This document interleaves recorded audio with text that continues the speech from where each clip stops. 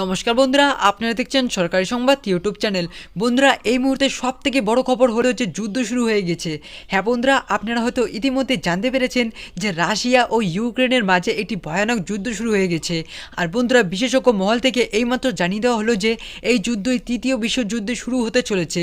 এর সাথেই বন্ধুরা, বিশেষজ্ঞ মহল থেকে আরও বলা হয়েছে যে রাশিয়া ও ইউক্রেনের যুদ্ধের ফলে সবথেকে বড় ক্ষতিগ্রস্ত হতে চলেছে আমাদের ভারতবর্ষ। তার কারণ বন্ধুরা, রাশিয়া ও ইউক্রেনের যুদ্ধের ফলে আমাদের দেশের সমস্ত জিনিসের দাম বেড়ে যাচ্ছে। আর বন্ধুরা, বিশেষজ্ঞ মহলের দাবি, ভারতবর্ষের সমস্ত জিনিসের দাম বেড়ে যাওয়ায় বিশ্বের মধ্যে এখন সবথেকে সংকটে পড়ে আছে আমাদের ভারতবর্ষ।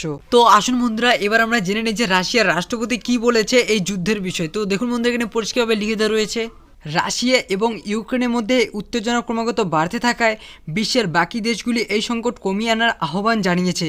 যদিও রাশিয়ার রাষ্ট্রপতি ভ্লাদিমির পুতিন বৃহস্পতিবার ইউক্রেনের সঙ্গে যুদ্ধের ঘোষণা করেছে। এরই সাথে দেখুন বন্ধুরা, এখানে আরও বলা হচ্ছে যে ইউক্রেনের সঙ্গে রাশিয়ার যুদ্ধের ফলে বিশ্বজুড়ে ক্ষতিকর প্রভাব পড়বে বলে মনে করা হচ্ছে। তো আসুন বন্ধুরা, এবার আমরা দেখে নিই যে আমাদের দেশের কি কি জিনিসের দাম বাড়বে রাশিয়া ও ইউক্রেনের যুদ্ধ হলে। দেখুন বন্ধুরা, লিখে দেওয়া রয়েছে যে ভারতের সানফ্লাওয়ার তেলের 70% আসে ইউক্রেন থেকে। এই তেলের দাম বাড়লে ভোজ্য তেলের দাম বৃদ্ধি পাবে।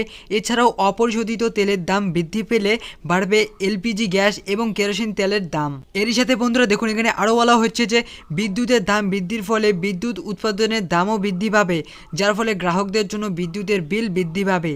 তো বন্ধুরা, আপনারা বুঝতে পারছেন যে বর্তমানে আমাদের দেশ কতটা সংকটের মধ্যে পড়ে আছে। তো দেখুন বন্ধুরা, এর সাথে আরও বলা হচ্ছে যে ভারতের জন্য আরেকটি গুরুত্বপূর্ণ উপাদান গম।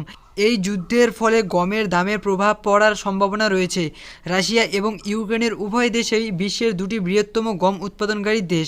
পৃথিবী জুড়ে গমের মোট উৎপাদন প্রায় 1/4 আসে এই দুটি দেশ থেকে। এর সাথে দেখুন বন্ধুরা, এখানে আরও বলা হচ্ছে যে এই যুদ্ধের কারণে গমের সরবরাহ ঘাটতি খাদ্যের দামে তীব্র বৃদ্ধি ঘটাতে পারে। তো বন্ধুরা, মোট কথাটি হলো, রাশিয়া ও ইউক্রেনের মধ্যে যুদ্ধ যদি বাড়তে থাকে তাহলে বন্ধুরা আমাদের দেশের খাদ্যদ্রব্য থেকে kerosene, diesel, petrol, LPG gas ইত্যাদি সমস্ত কিছু যদি দাম বেড়ে যায় তাহলে বন্ধুরা আমাদের দেশ বর্তমানে সবথেকে সংকটে পড়ে আছে।